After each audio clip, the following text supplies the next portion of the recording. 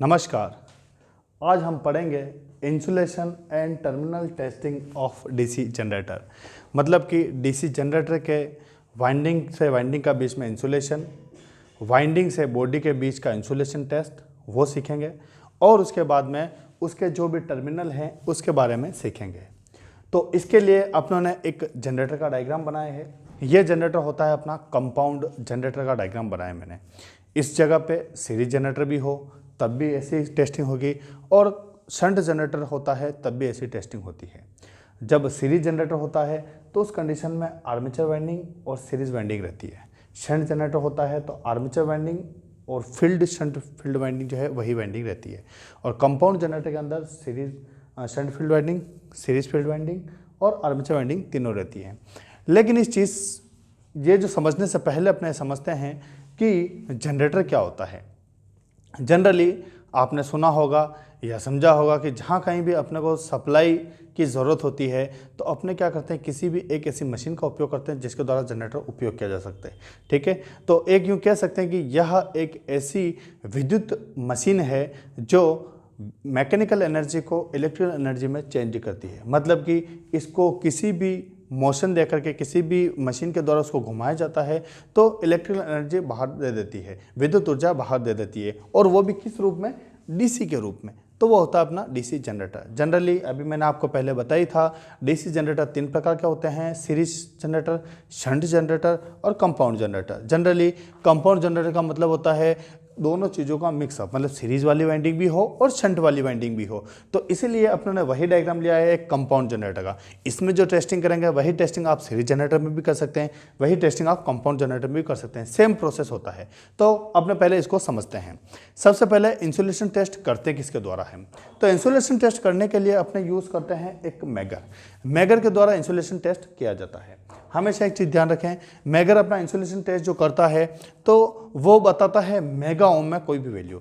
तो जनरली जो वाइंडिंग के बीच का जो इंसुलेशन होता है वो इंसुलेशन 5 मेगा ओम से लेकर के 10 मेगा ओम के अगर बीच में अगर रीडिंग आ रही है अपनी, तो मतलब अपना इंसुलेशन जो है वो ओके है। यदि उससे नीचे ज़्यादा है तो इंसुलेशन में अपना इंसुलेशन लीकेज है, तो फॉल्ट होने के चांस रहते हैं उसके। तो ये थोड़ा सा ध्यान रखें। और बॉडी के बीच में भी इंसुलेशन इसी प्रकार से देखा जाता है। अगर इतना इंसुलेशन आता है, इससे ज़्यादा है कोई दिक्कत नहीं, लेकिन इससे कम नहीं आना चाहिए। मतलब 5 से लेकर के 10 मेगा ओम के बीच में आना चाहिए तो कोई प्रॉब्लम नहीं है। अगर इससे ज़्यादा आता है तब भी कोई दिक्कत नहीं है, लेकिन इससे कम नहीं आना चाहिए। ठीक है, अब अपने बात करते हैं कि आर्मेचर वाइंडिंग। अब आर्मेचर वाइंडिंग की बात करते हैं तो आर्मेचर वाइंडिंग जो है उसके ऊपर आर्मेचर वाइंडिंग के दो टर्मिनल होते हैं, A1 और A2। सीरीज फील्ड वाइंडिंग के दो टर्मिनल S1 और S2 लिखा हुआ है और शंट फील्ड वाइंडिंग के दो टर्मिनल F1 और F2 अपने लिखे हुए हैं। अब अपने चेक करेंगे कि आर्मेचर वाइंडिंग और दूसरी और कोई वाइंडिंग, मतलब आर्मेचर के साथ में जो सीरीज फील्ड और शंट फील्ड वाइंडिंग रखती है उनके बीच में इंसुलेशन चेक करेंगे कि कहीं ऐसा तो नहीं उनके बीच में लीकेज आ रहा हो। तो आर्मेचर वाइंडिंग मैंने मैगर का एक डायग्राम में यही दिखाया हुआ है। मैगर का एक टर्मिनल मैंने A2 मतलब आर्मेचर वाइंडिंग के एक टर्मिनल पर लगाया और एक फील्ड वाइंडिंग के शंट फील्ड वाइंडिंग के टर्मिनल पर लगाया। और जब भी अपने इस बटन को प्रेस करेंगे, प्रेस करने पे ये जो नीडल है वो स्केल के ऊपर रीडिंग दिखाएगा। तो रीडिंग अपना 5 से 10 के बीच में आना चाहिए या 10 से ऊपर आना चाहिए। मतलब कि 6 मेगा ओम से नीचे नहीं आना चाहिए। अपना 6 मेगा ओम से नीचे आ रहा है मतलब इनके बीच में कहीं लीकेज हो रहा है, इंसुलेशन ब्रेक हो रहा है। और यदि 6 से ऊपर आता है तो अपना इंसुलेशन ओके है। तो वाइंडिंग से वाइंडिंग के बीच में इंसुलेशन इस प्रकार से चेक करेंगे। यही प्रोसेस आर्मेचर वाइंडिंग से सीरीज का भी रहेगा और सीरीज वाइंडिंग से फील्ड वाइंडिंग का भी ये सेम प्रोसेस रहेगा। इन टर्मिनल को आप चेंज कर सकते हैं।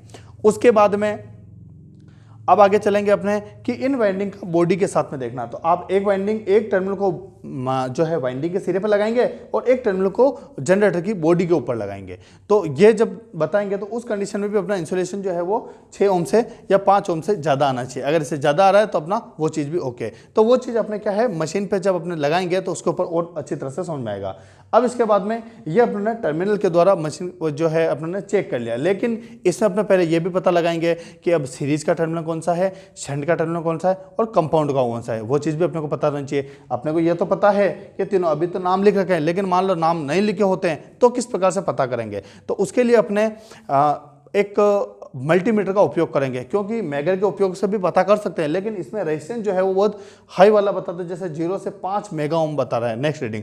अब 5 मेगा ओम या 1 मेगा ओम या 2 मेगा ओम आ रही है तो वो अपने आप में बहुत ज़्यादा रीडिंग हो जाती है। तो इतनी रीडिंग इन वाइंडिंग की होती नहीं है, तो उस कंडीशन के लिए अपने एक मल्टीमीटर यूज़ करते हैं। तो मल्टीमीटर के अंदर जब अपने हर एक वाइंडिंग के बीच में रेजिस्टेंस चेक करेंगे तो सबसे कम रेजिस्टेंस जो आएगा वो आएगा एक आर्मेचर वाइंडिंग का, उससे थोड़ा ज़्यादा आएगा सीरीज फील्ड वाइंडिंग का, और उससे थोड़ा ज़्यादा आएगा अपना शंट फील्ड वाइंडिंग का। यदि अपने सीरीज जनरेटर की बात करेंगे तो उसमें भी सबसे कम आर्मेचर वाइंडिंग और ज़्यादा वाला जो हो जाएगा वो सीरीज वाइंडिंग का हो जाएगा। शंट जनरेटर की बात करेंगे तब भी सबसे कम वाला आर्मेचर वाइंडिंग और उससे थोड़ा ज़्यादा वाला जो आ जाएगा अपना वो शंट वाइंडिंग का आ जाएगा। तो इस प्रकार से जो है आर्मेचर वाइंडिंग का सबसे कम रेजिस्टेंस, सीरीज फील्ड वाइंडिंग का उससे थोड़ा ज़्यादा, और सबसे ज़्यादा था अपना शंट फील्ड वाइंडिंग का। लेकिन आर्मेचर वाइंडिंग में यदि आपने कार्बन ब्रश साथ में जुड़े हुए और आप टर्मिनल पे मेजर कर रहे हैं तो वहाँ पे सीरीज फील्ड वाइंडिंग के बजाय इसका रेजिस्टेंस थोड़ा ज़्यादा आ सकता है। तो वहाँ पे अपने को यह देखना है कि कार्बन ब्रश जुड़े हुए हैं तो किसका रेजिस्टेंस ज़्यादा आना चाहिए। वो चीज़ अपने जब मल्टीमीटर से चेक करेंगे तो उसमें आपको समझ में आएगा। तो आइए चलो मशीन के ऊपर अपने समझते हैं इस चीज़ को।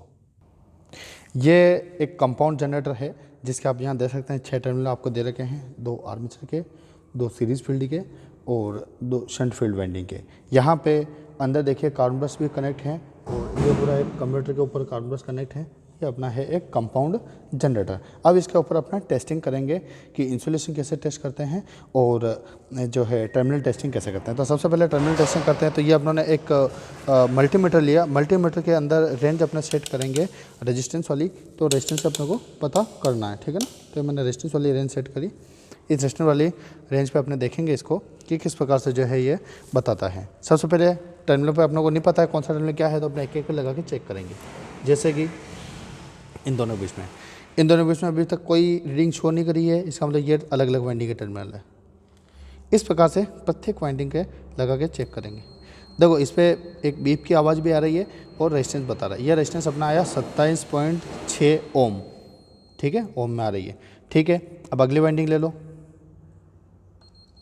एक बीप इस पर भी आ गई है। तो आप यहाँ पे भी देख सकते हैं ये कितना आया रेजिस्टेंस, 1.5 ओम। अब आप यहाँ पे देख सकते हैं कि इसका रेजिस्टेंस जो आ रहा है वो 1.5 ओम आ रहा है, लेकिन ये है अपनी सीरीज फील्ड वाइंडिंग। क्यों? क्योंकि आर्मेचर का रेजिस्टेंस इससे कम आता है, लेकिन अभी इसमें कार्बन ब्रश लगे हुए हैं इसलिए इसका रेजिस्टेंस ज़्यादा आएगा। आप अंदर देख सकते हैं ये कार्बन ब्रश इंक्लूड हैं, कम्यूटेटर और कार्बन ब्रश यहाँ पे इंक्लूड हैं, तो जुड़ा हुआ हैं, तो इसीलिए उसका रेजिस्टेंस ज़्यादा आ रहा है। तो ये हो गया अपनी एक आर्मेचर वाइंडिंग का रेजिस्टेंस 27.3 ओम आ रहा है। दूसरा ये जो आ रहा है अपना सीरीज फील्ड वाइंडिंग का रेजिस्टेंस जो अपना आ रहा है 1.5 ओम, और एक अपना बच्चे जो 2 टर्मिनल हो गए ये हो गए अपने शंट फील्ड वाइंडिंग के। इसका रेजिस्टेंस ज़्यादा है तो अपने को मीटर की रेंज ज़्यादा पे लगाना पड़ेगा, ठीक है ना। तो मैंने 2 किलो ओम के आसपास रेंज पे सेट किया और अब इसकी इस रीडिंग को मैं चेक कर रहा हूँ। रीडिंग चेक कर रहा हूँ तो आप यहाँ पर देख सकते हैं अभी ये रीडिंग बता रहा है 1.068, मतलब 1 किलो ओम के आसपास इसकी रीडिंग आ रही। तो ये हो गया अपनी शंट फील्ड वाइंडिंग। तो इस प्रकार से जो अपने तीनों वाइंडिंग ये पता चल गया अपने को, ये तीनों वाइंडिंग का रेजिस्टेंस क्या है, मतलब अपने को पता चल गया ये दोनों वाइंडिंग के टर्मिनल जो हैं ये आर्मेचर वाइंडिंग के हैं, ये दोनों वाइंडिंग सीरीज फील्ड वाइंडिंग के हैं, और ये दोनों जो हैं ये अपने शंट फील्ड वाइंडिंग के हैं। अब इनको अपना टर्मिनल तो पता चल गया, लेकिन अपना इसका इंसुलेशन चेक करेंगे। इंसुलेशन टेस्ट के लिए अपनों ने एक मैगर लिया। मैगर अपना मेगा ओम में रीडिंग दिखाता ही है, और 2 टर्मिनल हैं इसके, पॉजिटिव और नेगेटिव टर्मिनल ही है। ये एक टेस्टिंग के लिए जो स्विच है, स्विच जैसे दबाएंगे तो इसके अंदर सप्लाई जनरेट करेगा ये।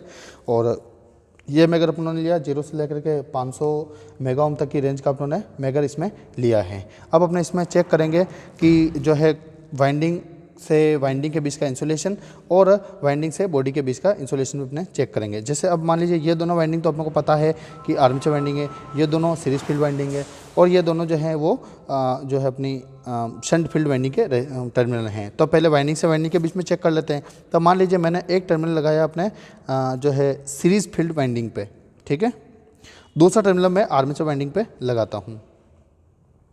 ये मैंने एक आर्मेचर वाइंडिंग पे लगाया, तो इस प्रकार से आर्मेचर वाइंडिंग पे अपना ने लगा दिया। लगाने के बाद में अब चेक इसको बटन को प्रेस करेंगे अपने, तो देखिए ये रेजिस्टेंस जो है अपना बोला था मैंने कि जो है 10 मेगा ओम या 5 मेगा ओम से ज़्यादा आना चाहिए। तो लगभग ये अपना जो बता रहा है, ये वाइंडिंग से वाइंडिंग बीच में रेजिस्टेंस जो 20 मेगा ओम जो है उससे ज़्यादा बता रहा है। 20 मेगा ओम 30 मेगा ओम के आसपास ये बता रहा है। मतलब करना वाइंडिंग से वाइंडिंग का बीच में आर्मेचर वाइंडिंग से सीरीज फील्ड वाइंडिंग का रेजिस्टेंस जो है वो वैसे ज़्यादा आ रहा है, कोई इशू नहीं है। अब अपने आर्मेचर वाइंडिंग से लेकर के फील्ड जो है शंट फील्ड वाइंडिंग के बीच का देखेंगे तो वो भी जो है लगभग 50 मेगा ओम से आसपास जा रहा है, 100 मेगा ओम के आसपास पहुंच गया वो। तो ये भी अपना कंप्लीट है, कोई दिक्कत नहीं, वाइंडिंग अपनी सही है। अब अपने चेक करना है कि वाइंडिंग से सीरीज फील्ड वाइंडिंग और जो है शंट फील्ड वाइंडिंग के दोनों के बीच का भी देख लेते हैं।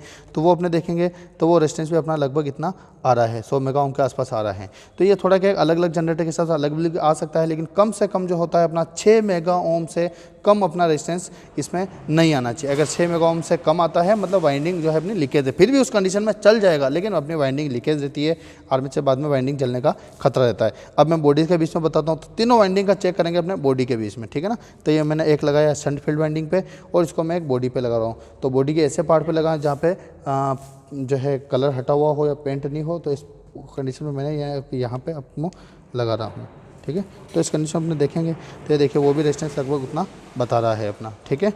अलग अलग वाइंडिंग का चेक कर लेंगे अपने।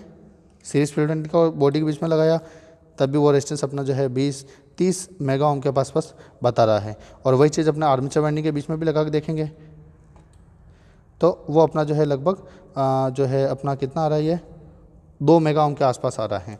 मतलब इसमें क्या हो रहा है कि वाइंडिंग जो है कम्यूटर टच है, कम्यूटर के बाद में इंसुलेशन प्लेट लग रही, तो इंसुलेशन प्लेट का जो रेजिस्टेंस होता है उस प्लेट के कारण ये थोड़ा कम बता रहा है। बाकी वाइंडिंग का जो रेजिस्टेंस आता है वो रेजिस्टेंस पूरा 5 मेगा ओम से 6 मेगा ओम से ज़्यादा ही आना चाहिए। तो इस प्रकार से अपने टर्मिनल टेस्टिंग और जो है मैगर के द्वारा इसका इंसुलेशन टेस्ट और एक मल्टीमीटर के द्वारा एक डीसी कंपाउंड जनरेटर की टर्मिनल टेस्टिंग कर सकते हैं। और ऐसे ही सीरीज शंट जनरेटर के कर सकते हैं और कंपाउंड जनरेटर के भी अपने कर सकते हैं। धन्यवाद।